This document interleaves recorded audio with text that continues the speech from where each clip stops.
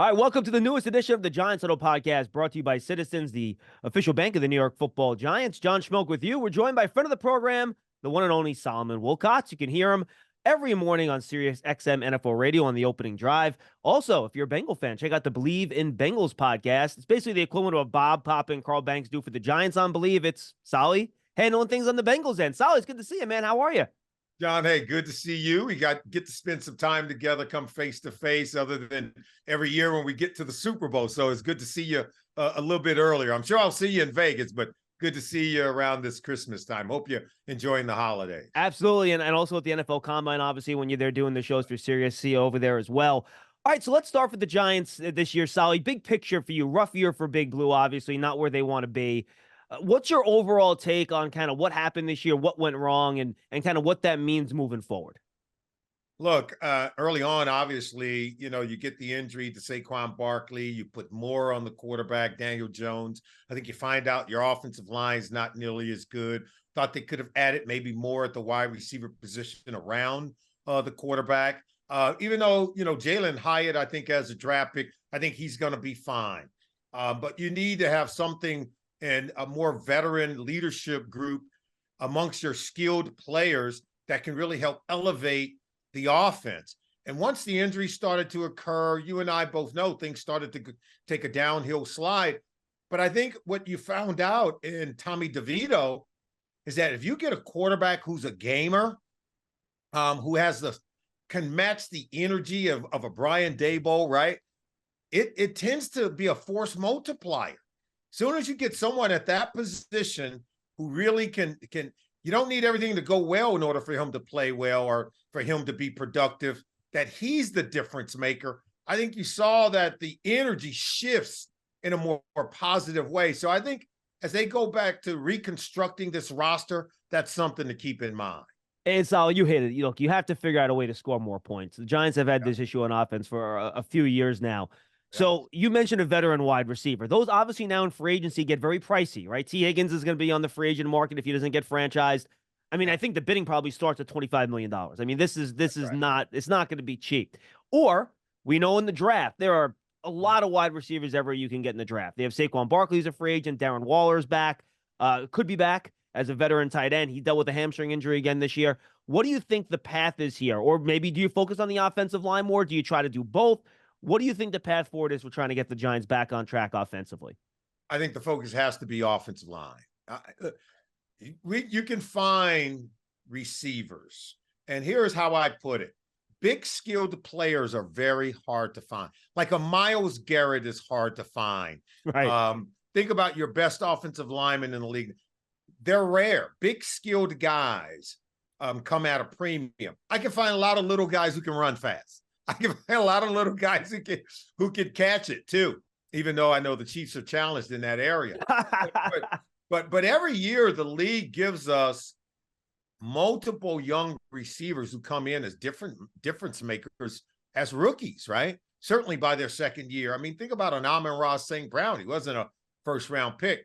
One of the reasons why take a team like Detroit that's doing so well, they have 3 first-rounders on their offensive line.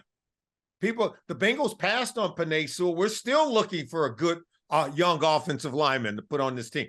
Happy with Jamar Chase. There's no doubt about it. But these big skilled players come at a premium. And what I've always said, that touchdowns follow blocking, not the other way around. You want to score more points? Get a dominant offensive line and watch the points follow. You mentioned Saquon Barkley earlier. He's a free agent after the year. You can franchise him for a second time if you want. Obviously, they tried to come to a long-term deal last year, whether it was the franchise deadline or the deadline in the summer then, in order to actually sign the tag. They couldn't do it. Reports are they came pretty close. How do you think you best handle that now? Obviously, he's going to be, further into his career. We know about running backs, their longevity, but he's still the Giants' most explosive offensive player. You mentioned it. When he wasn't on the field earlier in the year, it was ugly. So how do you think the Giants handle that this offseason? Look, you either give him the contract that he's worth and the one that he's deserving, one that's going to make him happy, but one that also makes the team productive, or you let him hit the free agent market. It's time to no longer can you split the baby and try to thread the needle. You either pay him or move on. And we all will want to make out like these running backs are not worth it, or that the precarious nature of what they do in terms of being prone to injury. Well, look at the quarterback. Quarterback's prone to injury, not the player, the position we're talking about. The position is prone to injury. And I am aghast right now, John, about how teams are not investing more in the quarterback room. How do you not have depth at the quarterback position? How are you not spending more money at this position? Like the Jets, you put all that effort and energy to go out and get Aaron Rodgers, but you don't have a backup plan, no contingency plan. That's malfeasance.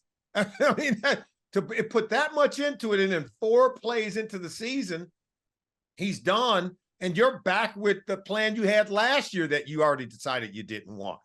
So I think teams have got to look at it like that. It's about assuring the position. But when it comes to Saquon Barkley, you either pay him, okay, or you let him go play for someone else. And because to me, I think that would be holding him hostage. And it's really about having volunteers, right? Not hostages. You want him to be there, and you want him to be happy. But he's already proven he's going to produce. What we can't do is we can't assure if he or Daniel Jones are going to be able to stay healthy.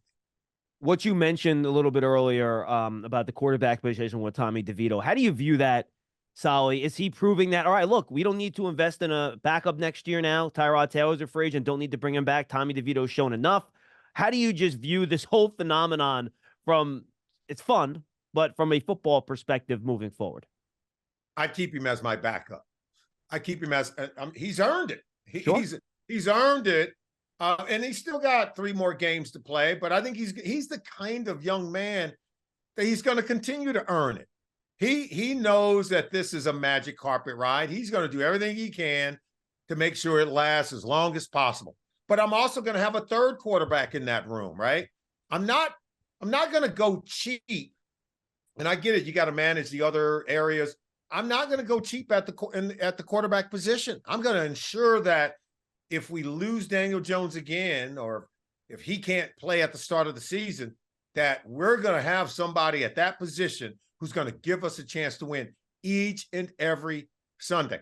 The commissioner quoted, NFL teams are spending, John, $800 million a year on coaches who aren't even coaching. Right? They're spending, and now we're going to save money at the quarterback position. We can blow all this money on paying coaches who we fired. Giants are a part of that list, by the way. Oh, I know. That's why I brought it up. Like, but we're not going to spend money on assuring or having insurance at the quarterback position. I think teams are going to have to start looking at this differently. And because if the quarterback position, there are more dual threat quarterbacks in our league now, they're prone to injury. We don't have a problem with running backs and having backup and contingency plans at the running back position when we know that it's a precarious position. I think we could still do the same at the quarterback position and insure against the downside. You love turf. You're good at it. So you start a turf biz. Business grows, your savings grow. Become the most celebrated name in turf. Are you ready for all that life brings? Well, do you invest in a veteran, Solly, or given Daniel Jones's injury, do you look at the draft? Because the Giants could have a high pick in the first round. They could also look on day 2, right? There's supposed to be a pretty deep quarterback class when you look at all the guys coming out. How heavily would you consider investing in a quarterback in the draft with a premium pick, given Daniel Jones's injury this year, his injury history, and just kind of trying to solidify that position moving forward? I think you can invest in that room, in that quarterback room in the draft, but I don't think you have to do it with the first round pick. So you can find someone to kind of help with the quarterback room that you're developing as part of your plan. You can still have a Tommy DeVito there and a Daniel Jones there. It doesn't have to be a first round pick. I think once you go with the first round pick, now everybody feels like the clock is ticking. It creates more anxiety in that room than what's really needed. Because at the end of the day, Daniel Jones is probably going to be better than that rookie you bring in, because you're not taking a top 5 pick, by the way, right? So, no, I think you can get a second-round guy or a third-round guy. Look, I think the Colts did the best job all season long. They didn't know what they knew they had a 4th overall pick. They were going into the offseason, and Shane Steichen came over for the Colts. And you know what he did? I'm bringing Gardner Minshew with me. A tested veteran guy who okay, he's great backup. I don't know what we're going to get with that 4th overall selection, whether it's Anthony Richardson or had it been one of the other guys, but they insured against the downside. You know, it was a smart move. They end up needing to collect on that insurance policy. And here they are, potentially this close to winning a division title.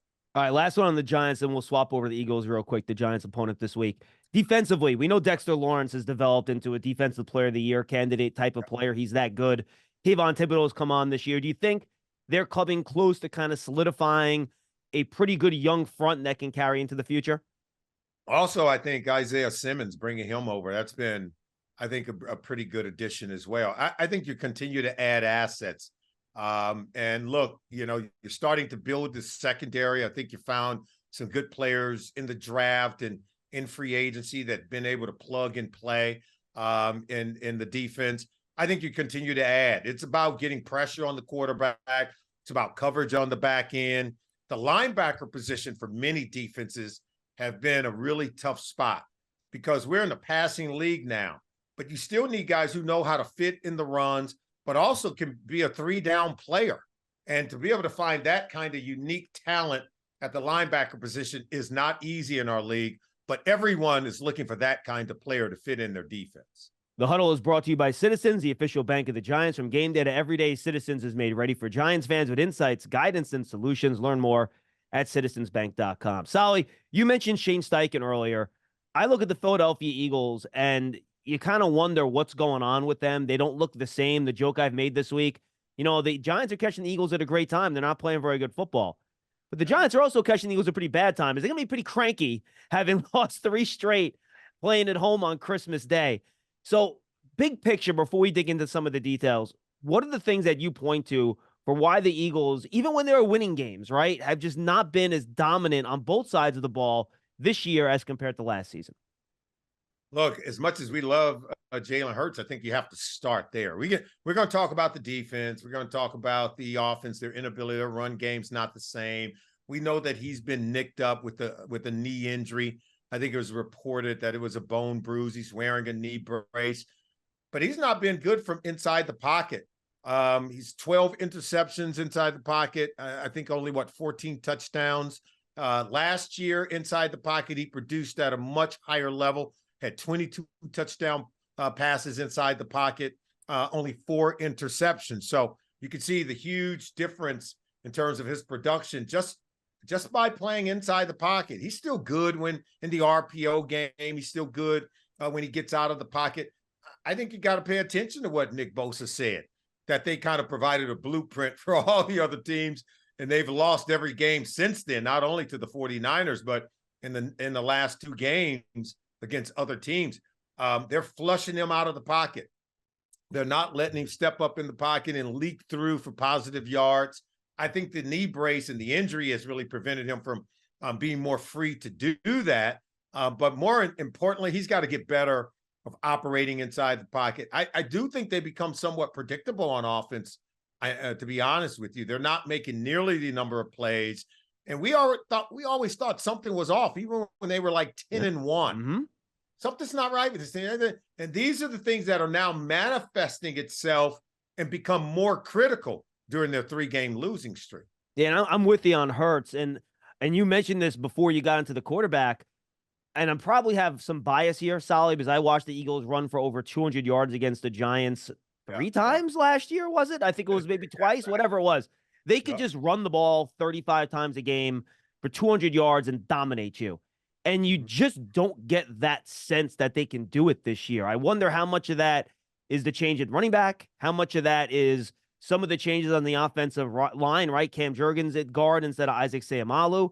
And then how much of that is Shane Steichen? We've seen what he's done with Zach Moss, who's basically a cast-off, right? Up there in Houston. So what do you think is going on with that run game? Is it a combination of all those 3 things, or do you see something else? I think you nailed it. I think it's a combination of all of those things. I do think DeAndre Swift has been good for them. Outside of the running back combination or the sequence of running backs that they tend to rotate with Kenneth Gainwell and some of the other guys, I do think the personality of the offense and the way that you go about running two coordinators can run the same kind of plays. One coordinator, the way that he and sort of empowers the offense. Here's the philosophy and how we run this play. Here's what we're trying to do. Here's what we need to get done. Here are the critical areas that make this play successful. And so coordinators bring with them a personality and the ability to emphasize the real fundamentals of why plays are successful. And then they fail maybe with other guys because they don't emphasize those technical things, those fundamental areas. Shane Steichen clearly more successful running the same type of plays that Brian Johnson is running. And so I just think that we've got to put that on the table. Otherwise, I think also some of the things we mentioned, the offensive line, I think it's aged out. I don't think they're nearly as effective at getting movement. As much as I love Jason Kelce, I still think he's a good center. I'm not saying he's not. I'm just saying collectively as a group, they're not getting the same kind of movement, getting the runners to the second level of the defense with the same frequency that we saw 1 year ago. No, I'm with you. And, Shane Steichen used to just run the same play over and over again if it worked, right? I mean, there was a game against the Giants last year where they ran quarterback power to the right 4 or 5 straight times. They marched around 50 yards down the field. And you almost feel like sometimes these offensive coordinators, and look, Brian Johnson's a good coach. He's still figuring things out as a guy that's calling plays. Just go to what works. You don't have to get to every call on the play sheet, right? If something works, just spam it. That's a personality thing. Right. That Brian Dable's that kind of dude. If the jab is working, I'm going to keep hitting you with a jab. Exactly. And I'm not going to apologize for it. And the reason why I bring up Brian Dable, because I really love the personality he infuses in his players and the way he goes about approaching it. And I think that's what was lost in Buffalo. Ken Dorsey didn't bring that kind of energy. And now Joe Brady's back in there. He does. And you can see that offense, when Daboll was there, they were here. Same players, same offense, different guy calling the plays. They're here. And now you get another guy calling the plays. And they're back there because you know what he did? He went about empowering certain guys. He realized what James Cook is. And, hey, dude, I need more out of you, and I'm going to give you the opportunity to be a star. You ready to be a star? What do you think James Cook said? Yeah, I'm ready to be a star. And so that's when I talk about personality and how coordinators, offensively anyway, and sort of infuse players and empower them to now be more productive, that's how it plays out. And I think we're seeing the opposite come into play on both sides of the ball for the Philadelphia Eagles. Absolutely. And then on their defense, Sal, Matt Patricia kind of got called in to call the defense. He was there as a consultant. Yeah. And to me, it was a weird fit. I mean, the Eagles and what Patricia used to do, talk about polar opposites, right? Different type of front, zone versus man. And then I'm like, all right, well, maybe Patricia will lean into some of the stuff he did in New England and Detroit. Then I looked at some of the metrics from PFF. He played man twice. I've never seen that before. It was 5% of the plays. So it was like more zone. It was very weird to me how that worked last week. It was horrible. Clearly, James Bradbury was struggling. And I'm going to be honest with you, he had good coverage. It's just that we always say a great throw will be great coverage. There was one 3rd down play or a 6-yard play where Drew Lock threw the ball to Metcalf, and the ball was on his hip. And I'm telling you right now, Bradbury's got great coverage. I don't know how the ball got in there. I don't know how it stuck on the hip of Metcalf, but Metcalf made the play. Okay, they get another 1st down. I don't know why they were in man-to-man coverage on the backside of a 3-by-1 and not have the safety over the top against Jackson Smith and Jigba. Bradbury does have good coverage, but it was a great throw, great catch. But why are you – that 92-yard drive was the longest by Seattle all season long. Sally, those throws shouldn't even be available to the quarterback in that situation. Right. Exactly right. Right. And the reason why they had the longest drive that they had all season long because Matt Patricia helped them by playing man coverage. It declared itself early for Drew Lock. Drew Lock's like, I'm just taking a shot. I'm getting it to Metcalf. Metcalf had 3 catches on that drive. And then JSN with the touchdown, the 29-yarder for the game winner. Bad plan, bad move. It backfired in the very first game. Yeah, and they didn't blitz a lot either. It was less blitzing than they had done before. It was just very weird. The stuff I thought they leaned into, they didn't. All right, let's go now overall NFL side. I think 2 really interesting games this week. I want to start in the NFC East, Dallas and Miami. Dallas was playing so well. They got hammered up in Buffalo. It's a road game. It's a weather game. Okay, Dallas on the road this year has been poor. So let's start with that first. What's up with the Dallas home road splits? I mean, talk about team looking completely different. You know, you've done this a long time. You played. Why would a team be so different home road the way Dallas has been this year? First of all, go look at this part of these road games that they've been in. They've fallen behind. That's what happened against Arizona. That's what happened against San Francisco. That's what happened. You know, they lost the road game to the Eagles. What, they're 3-4 so far on the road. So those are your 4 road. They've fallen behind. When you fall behind now, what happens is other teams get to pound the run game at you. The Cowboys aren't built for that kind of style of play. They're built to rush the quarterback, throw. We're going to pick off a lot of passes. Yeah, you're right. And we're going to turn you over, and we're going to win the game. If you slow it down and turn it into one of these, okay, that's what the Bills did. They ran it 49 times. 49 times. That's Josh Allen threw 13 passes. Yeah. So when you run it, that they're not built for that kind of fight. Marquise Bell he's like a hybrid linebacker, more of a safety, will backer. He's playing Mike backer. He's 210 pounds, for goodness sakes. That's right. Now that's if a team is throwing on you every single down, that's the kind of guy you want in there to match up with these pass routes and with these athletic tight ends, but not if a team's going to pound the rock at you. And that's what happens. So styles make fights, right? You tell me the style of the fight, and that's what's going to determine whether or not the Dallas Cowboys are going to be able to put up a fight. And so now look, the Miami Dolphins, they match up. They play a kind of style that matches. And if you're the Cowboys, you're like, okay, we match up again. Speed offense. A lot of their run plays are come off that jet motion, wide run game, sort of zone, inside zone, outside zones type stuff. Dolphins aren't trying to power you off the line of scrimmage with their run plays.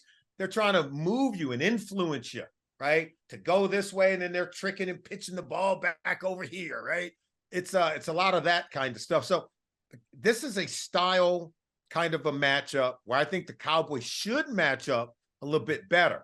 Now, who's going to cover and defend against Tyreek Hill? Lord knows, because nobody's been able to stop him, right? Absolutely. And then you look at the Dolphins, Solly, and a lot of people have kind of jumped back on the Dolphin bandwagon, and they haven't lost in a while, and I get that. Then I look back, and I'm like, well, hold on a second. These are their last few wins. They beat the Patriots by 14. They lose to the Chiefs. They beat the Raiders by only 7. They beat the Jets by 20. They beat the Commanders by 30. They lose to Tennessee at home, by the way. And then they beat the Jets. You know, it's not like the Dolphins have beaten a good team during this stretch. I think this is as much as an important game for Miami to beat a team like Dallas as it is for Dallas to show they can win on the road. I think this is a big barometer game for both these teams. Yeah, I was surprised in that Tennessee game, more importantly by the defense, because I expect more with Xavier Howard and Jalen Ramsey and Vic Fangio. Remember this offseason we were talking about this might be the best marriage with a defensive coordinator with this kind of offense and with these 2 corners that they have, and Xavier Howard and Jalen Ramsey. Didn't manifest itself in that game against the Tennessee Titans, where they let the rookie, Will Levis, he had more passing yards for a rookie quarterback on Monday night than any quarterback in the NFL history. So that, to me, was the surprising part. There was an element in that game where the Dolphins looked like they're coming back, right? They stopped turning it over. Or excuse me, it looked like the Titans were coming back. They stopped turning it over. And what happened was the Dolphins had the ball. they could have eaten up clock with about 2 minutes, something left in the clock in the game, maybe 4 minutes, somewhere in there. They couldn't run the ball. Yeah. Three run plays consecutively, which is the thing to do. You're trying to eat clock, right? They weren't able to. 3 run plays for 8 yards total. They go 3 and out, give the ball back to the Titans. The Titans drive right down and win the game. So that's what surprised me, is that the Dolphins, one of the top-ranked rushing offenses in the league. I think top 5 right now. At that point, they were number 2 behind the Baltimore Ravens. And they could not generate rushing yards when they had to. They can't knock you off the ball and roll up their sleeves and run it when they need to. They are good rushing offense, except for when they need it. When they're trying to kill the clock and put teams away. That's one of the things you have to be careful about. And I think that's why you see them winning against the lesser teams. But when they go up against teams that's really stout at the point of attack, they tend to struggle. You're ready for a change. Payday comes early with Citizens, so go to that retreat. New you moves to the country. Now you're raising goats and launching a lifestyle brand. Are you ready for all that life brings? Giant fans love a winner. It's why they love Citizens, named the 2022 best bank in the U.S. by The Banker as the official bank of the Giants and sponsor of the Giants Huddle podcast. Citizens is made ready for fans of Big Blue. Learn more at citizensbank.com. So just a couple more for you real quick. I think 2 best teams in the NFL this week are playing on Christmas night, the 49ers and the Ravens. I mean, if the Niners stay healthy, I don't know who knocks them out of this in the NFC. I think the AFC is a little bit more interesting.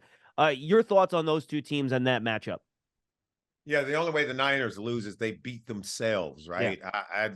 Especially with a healthy Trent Williams and Debo in the lineup. They're undefeated when those 2 guys are playing. We all know Christian McCaffrey is he's the ultimate weapon on offense. And what the 49ers are so great at doing is they space you out. They get good spacing. And they've got 5 eligibles who can all make you miss in space. That if you're not a good tackling team, you're finished. They move the chains or they take it to the house, right? Debo is a running back playing wide receiver. Christian McCaffrey is a running back who can play wide receiver. Yeah, right? Exactly. And Kyle Juszczyk is, I think, an underrated element because he's a fullback, really a halfback, but he can make you miss. And Brandon Ayuk is just quietly over there getting 5 or more touchdowns a year, every year since he's been in the league. And we know about George Kittle. So they've got the 5 eligibles that really make it tough on a defense. And they have a guy who's now distributing the ball at a level that we've never seen. Brock Purdy is completing his yards per pass attempt is almost at 10 yards per attempt. Never before done in our league. If he does that for the duration of the season, it'll be the first time in NFL history that it's ever happened. So and now he's completing 70% of his passes. He's playing at an epically highly efficient level that really does garner, I think, some consideration for MVP. Yeah, and 3 weeks ago, I was arguing against him for MVP. I thought Dak had a better argument. Every week that goes by, Sally, I have a hard time saying Brock Purdy shouldn't win it. I mean, yes, he gets a lot of help from the guys around him. No one would argue that, but he also makes some really good throws in the middle of the field.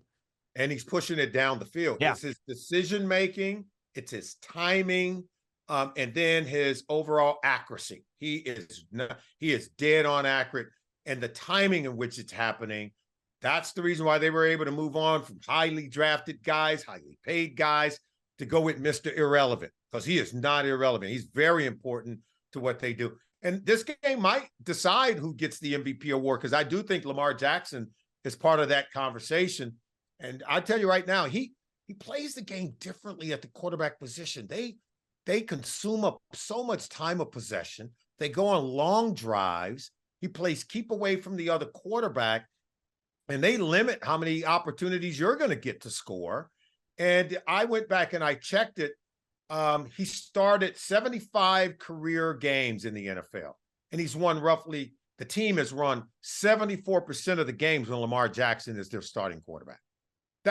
It's incredible. What other quarterback can we say there? The team is winning 3 out of 4 games when he's their starter. And that's what he does. He's a difference maker at at the one most important metric that you want, wins and losses. He finds he's a competitor. He doesn't turn it over a whole lot. Yeah. He's playing better from the pocket in the passing game. Yep. He's still the ultimate threat when it comes to buying time, extending plays, and he just runs your defensive lineman ragged to by the end of the game, it's a 7-on-7 contest because the linemen are so dog tired they can't even catch him. And who do you think? I'm sorry, Sally, go ahead. Game that way. I'm sorry. No, I interrupted you. Go ahead. Finish your sentence. I'm sorry. No, I was just saying he changes the game just the way that he plays it as a quarterback. Absolutely. Who do you think the biggest threat right now is to Baltimore? I think both of us assume they're right now the best team in the AFC. Who do you think the real threats are out there? I think all these teams have weaknesses, right? The Bills are playing really well, but we know what happened earlier in the year. We talked about Miami. Patrick Mahomes in the wide receiver core. You talked about them. Your Bengals, unfortunately, with the issue of quarterback. Now Jamar Chase is injured. And, Trevor Lawrence and Jacksonville's been very inconsistent. Who do you think is the real challenger to the Ravens now once you get to the postseason? I think it's the Bills, to be quite honest with you. Yeah, I got another team for you because I was going to say Bills also, but they would be my second choice. It's right there in their division. It's the Cleveland Browns. Oh, with that defense? Oh yeah. It's Myles Garrett. Yeah. It's Denzel Ward, right? It's Greg Newsome, the corners, pass rush. Okay. Zadarius Smith. They've got interior defensive linemen. They have edge rushers. They have guys on the back end. Emerson Martin Jr. He's a second-year corner, but he's one of the best third down corners you're going to find in our league. He's a starter, essentially. And Jim Schwartz's defense, they can go toe-to-toe with the Ravens. Those teams that play one another frequently, they have the best plan for how to defend what they're going to get from Lamar Jackson. And look, I think they've already proven it, right? So, no, yeah. I think that's the last team. I think if you're John Harbaugh, you don't want to see the Cleveland Browns because you know they're going to muddy it up and turn it into a dogfight. And a little Joe Flacco revenge factor there too, going against his former team in Baltimore, right? All right. Final question: NFC. We talked about the teams at the top already. Are you a believer in the Lions? Would you put them in the same class as Dallas and San Francisco and Philly? And then the rest?